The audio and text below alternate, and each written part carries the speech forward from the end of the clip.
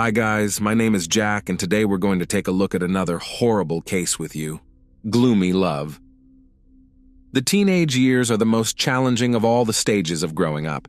Not a child anymore, but not yet an adult, this time can be characterized. The body undergoes a massive hormonal overhaul, further complicating this transitional period. Yesterday's obedient child becomes unstable and prone to rebellion. A teenager's worldview is a picture of contrasts, consisting of black and white tones. The prevailing color in a teen's judgments and actions largely depends on their environment. The story we're about to discuss occurred in Medicine Hat, in the southeast of Alberta, Canada. Incomprehensible cruelty and betrayal befell the Richardson family. Their tragedy gained national attention, and once again, the Gothic subculture came under fire. In town, the Richardson family was considered exemplary. Deborah and Mark, along with their children, 8-year-old Tyler and 12-year-old Jasmine, lived in a beautiful and cozy place. Like all Canadians, they were very hospitable and sociable. Their home was often filled with guests, and the atmosphere was built on principles of love and respect. Everything was going well until the eldest daughter entered puberty. The once calm girl changed beyond recognition. First and foremost, Jasmine's character changed. She became bold and frivolous. Conflicts between her and her parents began to occur, and her academic performance dropped. Secondly, her preferences in music and clothing transformed. Whereas she previously enjoyed modern pop, she now took an interest in heavy rock. Bright colors in clothing were replaced by shades of gray and black, and her dressing style became provocative. Jasmine wanted to appeal to boys, so she began to emphasize her rounded shapes. Her interaction with former friends noticeably decreased. She began to spend more time alone in front of her computer screen. The door to her room was often closed. With the introduction of the internet at home, she became interested in Gothic themes, dark poetry, criminal psychology, and human anatomy. Miss Richardson even identified herself as a witch, preaching the Wiccan religion. For this purpose, she visited various websites of similar nature, where she found a circle of friends who shared her interests. "Welcome to my tragic world," was the greeting on her social media page. It seemed like a typical adolescence, spiced with excessive dramatism and mysticism.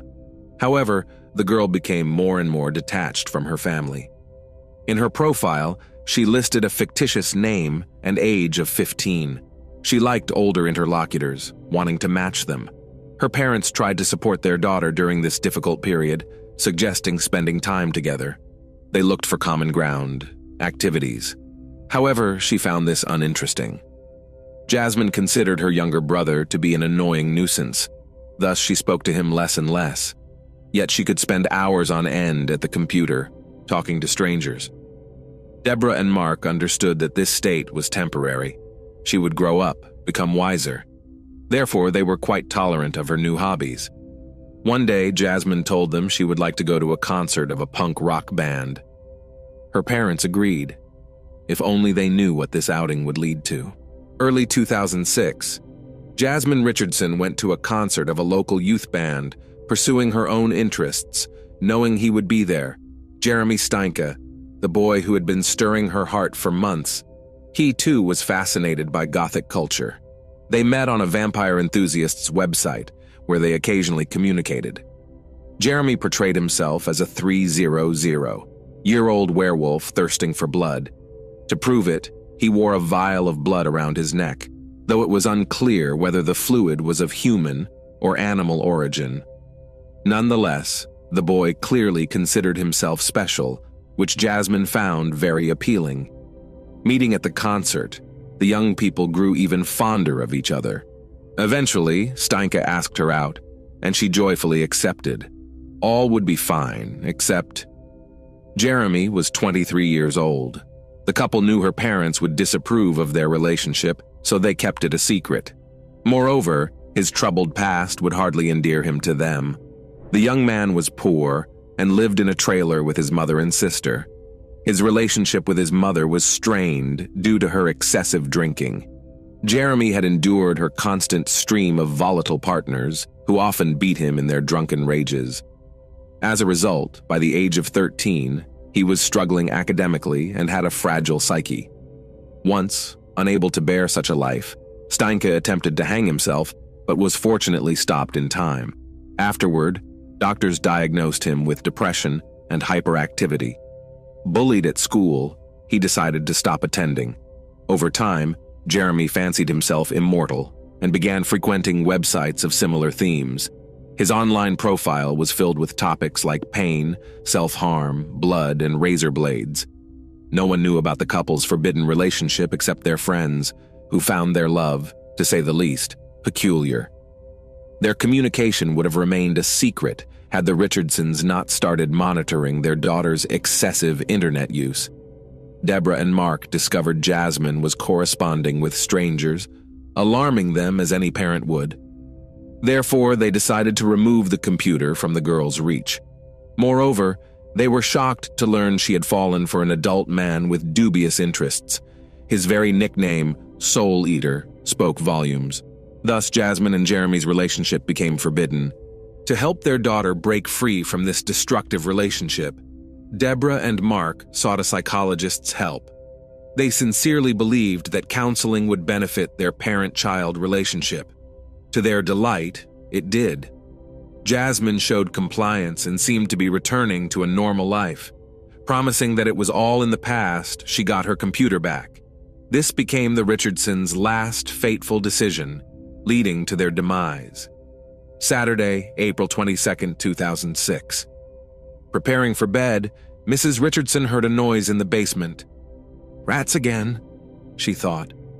Descending, she turned on the light and saw a person in a ski mask. He stood opposite her, looking at her. Startled, she screamed. The stranger rushed at her, covering her mouth. His efforts were in vain. Deborah struggled and screamed louder. He stepped back, drew a knife and stabbed her in the chest, then again and again. Hearing his wife's screams, Mark rushed down, grabbing the first thing he could find, a screwdriver. He had been fixing an outlet that day and by sheer chance left the tool out. Entering the basement, he was met with a horrific scene, his wife lying in a pool of blood and someone standing next to her. Mark immediately attacked the intruder but received a stab wound to the stomach, followed by more stabs. As the searing pain subsided and his eyes began to close, Mr. Richardson quietly asked, "Why?" "Because your daughter wished it," the attacker replied. Upstairs, Tyler was the only one left. The boy sat on his bed in his pajamas, too frightened to move. The approaching footsteps grew louder, and the bedroom door opened. A few days before the murder, Jasmine was overjoyed. Her parents believed in her remorse, meaning they could now communicate again. Mobile phones were just becoming popular at that time, so the computer remained the only means of communication. As soon as Miss Richardson regained internet access, she immediately wrote to Jeremy. "It all starts with them disappearing and ends with us staying together," she told him. During the days when the young lady was visiting the psychologist, a terrible plan had formed in her head. It solidified over several days of punishment. Surprisingly, Steinke found it enticing, but added that everything needed to be done creatively and with attention to detail. The couple understood that they could not be together as long as the Richardsons were alive. Later, Jasmine's friends recalled how often she spoke about her parents, particularly how much they annoyed her. Therefore, she wanted to end their lives. However, no one took Jasmine's words seriously. Saturday, April 22, 2006. Garrett headed across the street to his friend Tyler's house. The boy wanted to play. The weather was nice outside, despite being chilly. Such was the spring that year. When Garrett approached the house, he noticed the blinds were still closed. No one answered his knock on the door. Strange, he thought. The Richardsons should be home. Their car is parked in the driveway. Hoping to see someone, the child curiously peeked into the living room window but saw no one. Then, Garrett decided to walk around to the back of the basement, where he often played with Tyler.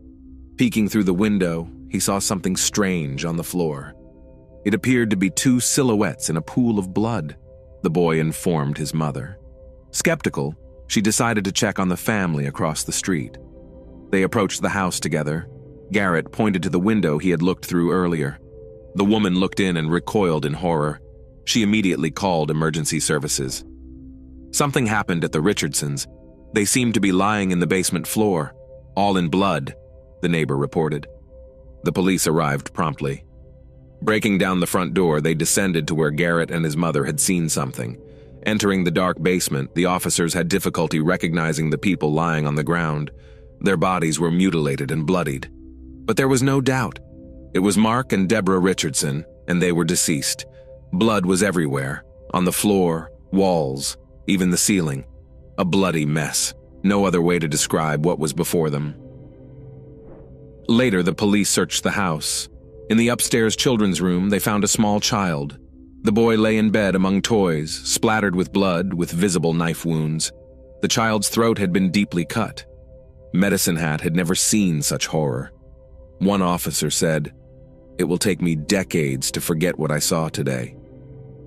After the house was searched, the police realized one family member was missing. The Richardsons' eldest daughter was gone. Officers worried she might be in danger. Everything indicated the attack occurred in the basement and the child's room. The rest of the house was undisturbed, and at first glance, nothing was missing. The state of the bodies suggested the crime occurred the previous night. Apparently, the perpetrator broke into the house and attacked the boy and his parents. Then what happened to Jasmine? And where was she? The police began to construct theories about what had happened. Perhaps by some stroke of luck, the girl was somewhere outside the home, safe. Or the perpetrator had abducted her and was now harming her. Or maybe a ransom demand from relatives would come with time. However, as time passed, there were no clear answers. Soon, detectives turned to the media, requesting help in the search for the missing girl. They hoped Jasmine would make contact, or someone would provide valuable information. Meanwhile, the investigation into the crime continued. Investigators interviewed relatives, friends, and colleagues about all aspects of the slain family's life. Did they have any adversaries or enemies capable of such a heinous act? However, the more the investigation progressed, the clearer it became.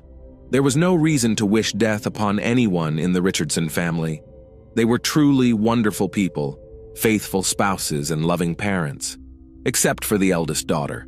Officers learned that the girl had been causing quite a bit of trouble lately. Therefore, the tone of media announcements changed. This time, the investigation wanted to locate a person of interest. It was entirely possible that the girl knew details about the crime, or she might have been involved in it. Considering the suspect's age, the media could no longer publish her real name, as per Canadian law. Thus, news agencies began to refer to Jasmine Richardson as JR. After it became known about her relationship with Jeremy Steinke, the couple was declared wanted. Initially, the search for the young lovers began among their friends and acquaintances, thinking they might be hiding out with them.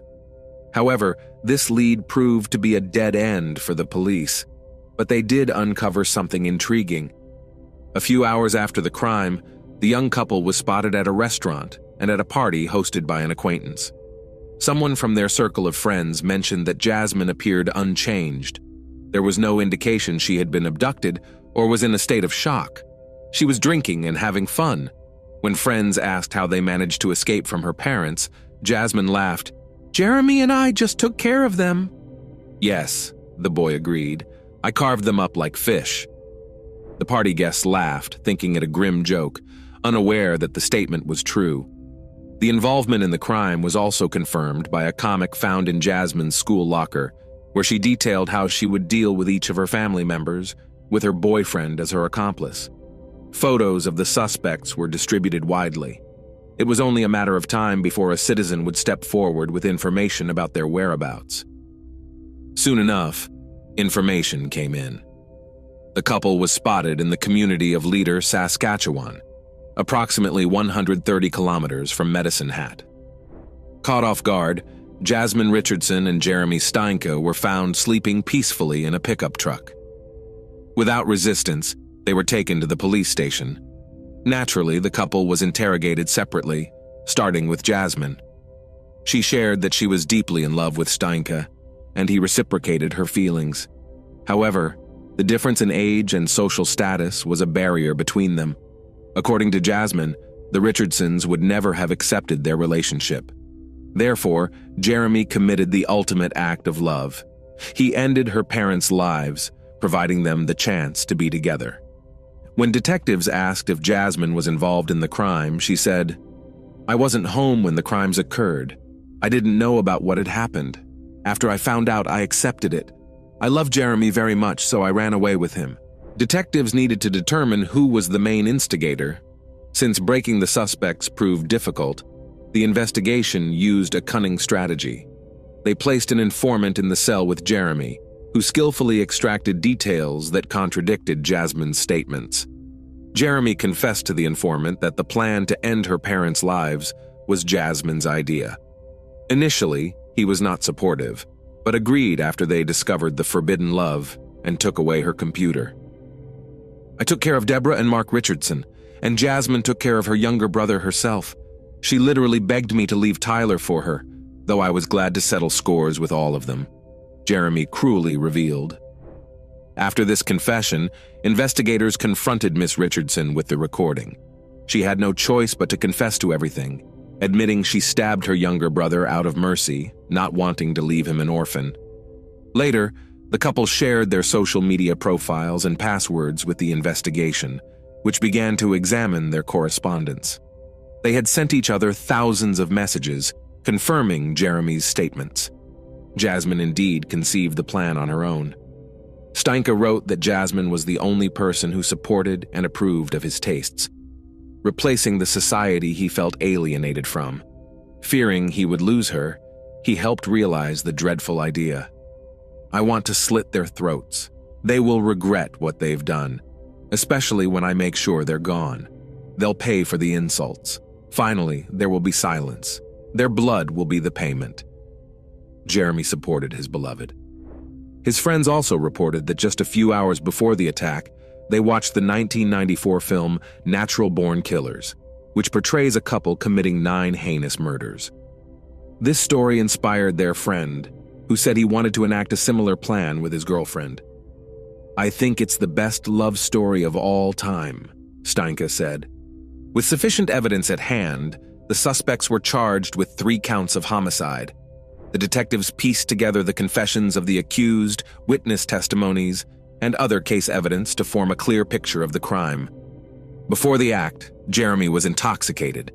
Jasmine led him into the house and guided him to the basement, where he attacked her mother.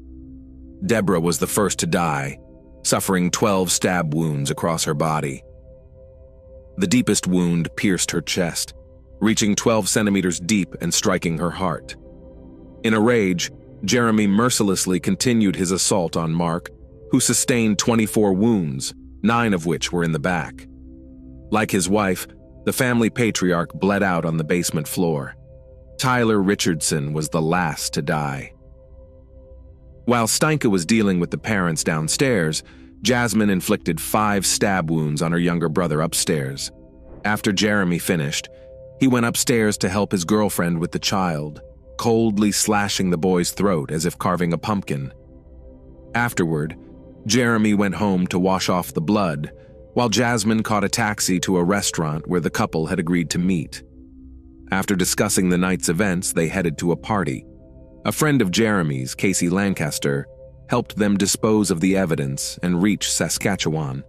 Words fail to describe the horror they created. The couple embarked on their murderous spree with such ease and nonchalance as if driven by some otherworldly force. It is shocking that during interrogations and their time in custody, not a word of regret or remorse was uttered for their actions. While detained, they wrote letters to each other, calling themselves legends and immortals. In one letter, Steinke proposed to Richardson, who joyfully accepted. Then, unexpectedly, their mad love began to fade like last year's snow. During the trial, they shifted the blame onto each other. In June 2007, Jasmine Richardson was the first to stand trial. She pleaded not guilty, claiming to have been in a zombie-like state and unable to act while Jeremy was killing her family. She also claimed she only wounded her younger brother, and it was Steinke who delivered the fatal blow. Jasmine insisted that their discussions about ending her parents' lives were purely hypothetical, but they appealed to Jeremy so much that he compelled her to turn them into reality.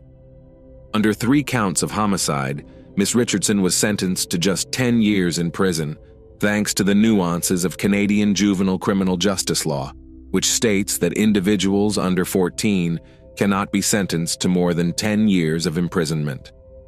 The sentence was aimed more at rehabilitating and restoring the girl's psyche than punishing her. In 2008, Jeremy Steink's trial commenced. He insisted he had no initial intention of ending the lives of his girlfriend's parents. However, once discovered in the basement, he felt compelled to attack. He claimed he did not harm Tyler, suggesting Jasmine was responsible while he merely watched from the doorway. The defense argued that Jasmine had intentionally seduced him, wishing for him to free her from her parents' strict control. Some friends testified that Jeremy had sought their help with the act, driven by his fear of losing Jasmine to the extent of being willing to do anything. The lawyers also requested the charges be reduced to manslaughter, arguing Steinke was under the influence of substances at the time of the act. Steinke's inconsistencies emerged when, asked by the prosecution why he committed the act, he replied, "When you find your other half, you do whatever it takes for them." Throughout the trial, he remained indifferent to the proceedings, but broke down when Jacqueline May, his mother, testified in his defense. She admitted to bearing significant guilt for his upbringing, as he was often attacked by her partners, subjected to beatings and rejection. Steinke was found guilty on 3 counts of first-degree homicide, receiving 3 life sentences. He would be eligible for parole no earlier than 25 years later, in 2033. Charges of complicity in the act against Casey Lancaster were dropped. In Medicine Hat Court, she was found guilty of obstruction of justice, sentenced to a year of house arrest, and prohibited from consuming drugs and alcohol. While in custody, Jeremy Steinke changed his name to Jackson May. Jasmine Richardson's 10-year sentence included 4 years in a psychiatric facility, where she was diagnosed with conduct disorder and oppositional defiant disorder, indicative of a refusal to follow rules and socially unacceptable behavior, typically more associated with children than adults. This underscored her psychological immaturity and instability during her relationship with Steinke. In her final years under conditional community supervision and attending special programs, medical professionals reported her genuine remorse. After serving her full sentence, she was released in 2016. Currently, Jasmine Richardson lives in Canada under an assumed name, her true identity still protected from media disclosure. Her return sparked significant public debate, with some arguing she deserved a second chance, while others believed she warranted a harsher penalty. Nonetheless, the residents of Medicine Hat would prefer not to have Miss Richardson as their neighbor again, given the brutality of her crime. Whether Jasmine has truly changed after spending her formative years in detention remains to be seen. Time will tell. Thanks for watching, guys. That was Jack with you. Subscribe to the channel. There are many shocking stories ahead.